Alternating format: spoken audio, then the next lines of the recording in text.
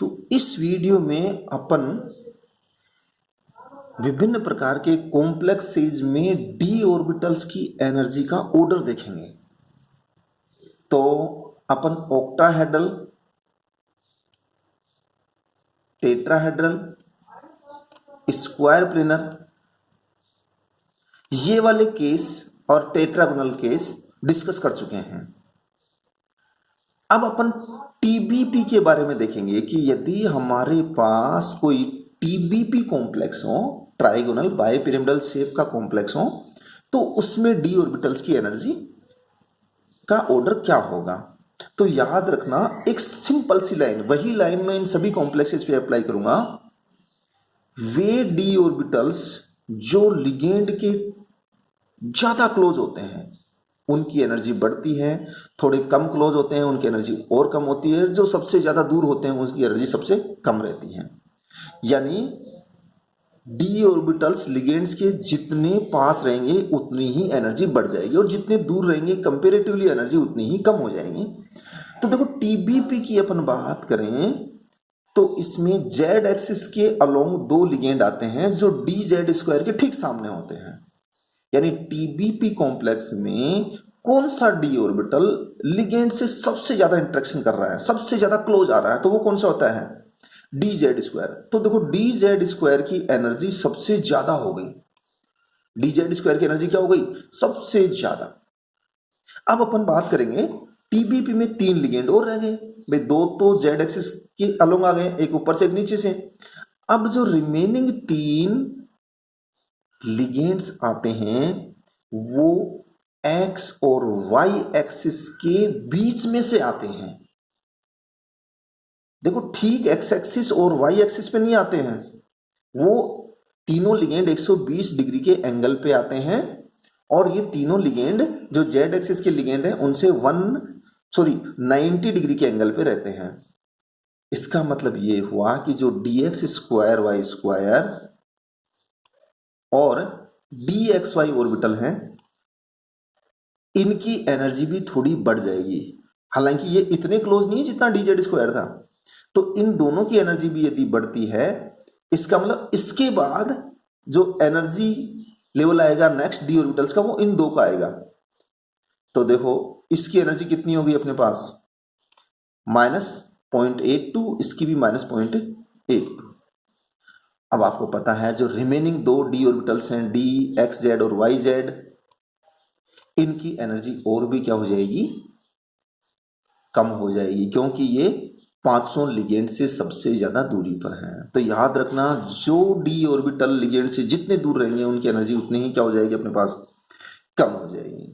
अब अपन square pyramidal की बात करते हैं। तो देखो स्क्वायर पिरामिडल में जो सबसे ज्यादा क्लोज आएगा वो स्क्वायर में जो चार लिगेंड्स हैं उनके सामने जो डी ऑर्बिटल आएगा अर्थात D X square Y square, तो उसकी एनर्जी टॉप पे। तो देखो उसकी एनर्जी टॉप पे है, ये रही, ये D X square Y square है, तो इस एनर्जी सबसे टॉप पे है।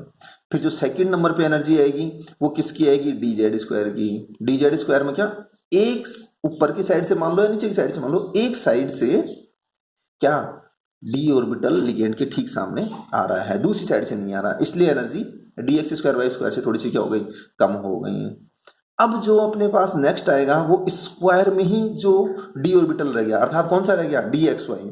तो थर्ड नंबर पे एनर्जी आएगी इसकी, किसकी, डी एक्स वाई की, और सबसे कम एनर्जी इन दोनों डी ऑर्बिटल्स की आएगी।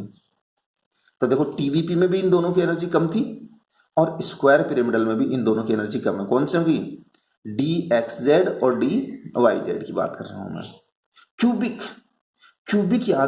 क्यूबिक आते याद रखना कि जो टेट्राहेड्रल कॉम्प्लेक्स बन रहा था उसमें तो 4 लिगेंड आ रहे थे और क्यूबिक में कितने आ जाएंगे अपने पास, 8 आ जाएंगे। क्यूबिक में कितने आ जाएंगे, 8। तो 8 आते याद रखना जो टेट्राहेड्रल का एनर्जी ऑर्डर था वही ऑर्डर है, लेकिन एनर्जी का मान क्या हो जाएगा अपने पास, डबल हो जाएगा, क्योंकि टेट्रागोनल में 4 लिगेंड थे और क्यूबिक में कितने हो गए, 8। तो देखो जस्ट डबल एनर्जी है। यहां पर याद रखना ये जो एनर्जी है वो ऑक्टाहेड्रल के कंपैरिजन में लिखी हुई है, यानी ऑक्टाहेड्रल की एनर्जी जितनी होती है उसका 4/9 भाग लिखा हुआ है, 4/9 9 पार्ट लिखा हुआ, तो 6 का 4/9 करेंगे तो ये आ जाएगा अपने पास। तो देखो इससे जस्ट डबल है किसकी, क्यूबिक की, ये देखो इससे जस्ट डबल हो गई अपने पास। और ये जो अपने पास है तीनों, इनसे जस्ट डबल ये रही, तो क्यूबिक तो एक तरह से क्या हो गया, जो टेट्राडल है वही है, बस एनर्जी की वैल्यू पूछी जाए तो जस्ट डबल कर देंगे अपन। अब अपन बात करते हैं स्क्वायर एंटी प्रिज्मेटिक की, क्यूबिक की तो हो चुकी, स्क्वायर एंटी प्रिज्मेटिक की बात करते हैं। तो देखो स्क्वायर एंटी प्रिज्मेटिक में क्या होगा अपने पास, किसी भी क्यूब में 4 लिगेंड, तो याद रखना किसी भी क्यूब में 4 लिगेंड तो ऊपर के 4 कॉर्नर से आएंगे, और जो नीचे के 4 एजेस हैं उन 4 एजेस के मध्य में से 4 लिगेंड आएंगे। तो जो सबसे ज्यादा एनर्जी हो जाएगी वो इन दोनों डी ऑर्बिटल्स की हो जाएगी अपने पास, डी एक्स जेड और डी वाई जेड। तो देखो इनकी एनर्जी सबसे ज्यादा होगी अपने पास। फिर नेक्स्ट नंबर किसका आएगा कि जो अपने पास एक्स एक्सिस और वाई एक्सिस पे है, तो अर्थात D X square Y square, और ये वाला हो जाएगा अपने पास डी एक्स वाई। और जो सबसे कम एनर्जेटिक है वो उस क्यूब के ठीक ऊपर निकला हुआ है, टॉप पे और डाउन में निकला हुआ, अर्थात कौन सा, डी जेड स्क्वायर ऑर्बिटल की बात कर रहा हूं मैं। अब अपन बात करते हैं पेंटागोनल बाईपिरामिडल। तो याद रखना पेंटागोनल बाईपिरामिडल में डी ऑर्बिटल्स का एनर्जी का ऑर्डर आपको वही मिलेगा जो किस में था, टीबीपी में था। तो टीबीपी में सबसे ज्यादा एनर्जी किसकी थी, टीबीपी में सबसे ज्यादा एनर्जी अपने पास डी जेड स्क्वायर। तो यहां पर भी देखो डी जेड स्क्वायर की सबसे ज्यादा एनर्जी है।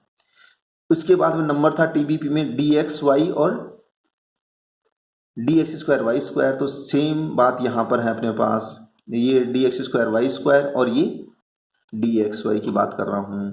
फिर ये दोनों की एनर्जी और भी कम रह गई। अब अपन बात करते हैं इकोसाहेड्रल कॉम्प्लेक्सेस की। इकोसाहेड्रल का मतलब कितने लिगेंड आ जाएंगे अपने पास, इकोसाहेड्रल कॉम्प्लेक्स बनता है तो कितने लिगेंड आते हैं अपने पास, 12 लिगेंड आएंगे। और जब 12 लिगेंड आएंगे तो याद रखना इंपॉर्टेंट है ये कि डी ऑर्बिटल्स में किसी प्रकार की कोई स्प्लिटिंग नहीं होगी और सबकी एनर्जी क्या है, बराबर है। तो इकोसाहेड्रल कॉम्प्लेक्स जब भी बनते हैं तो डी ऑर्बिटल्स की एनर्जी सबकी क्या रहती है, बराबर रहेगी। ये एग्जाम में पूछा जा सकता है, तो ये भी आपको याद रखना है। सबसे जो इंपॉर्टेंट लाइन है वो मैं आपको पहले बता चुका, एक बार और याद कर लो, जो डी ऑर्बिटल या डी ऑर्बिटल्स लिगेंड्स के जितना क्लोज रहेगा उसकी एनर्जी क्या रहेगी, उतनी ही अधिक रहेगी। ये इंपॉर्टेंट चीज है। चलिए नेक्स्ट वीडियो में बात करेंगे अपन डिटर्मिनेशन ऑफ 10 DQ।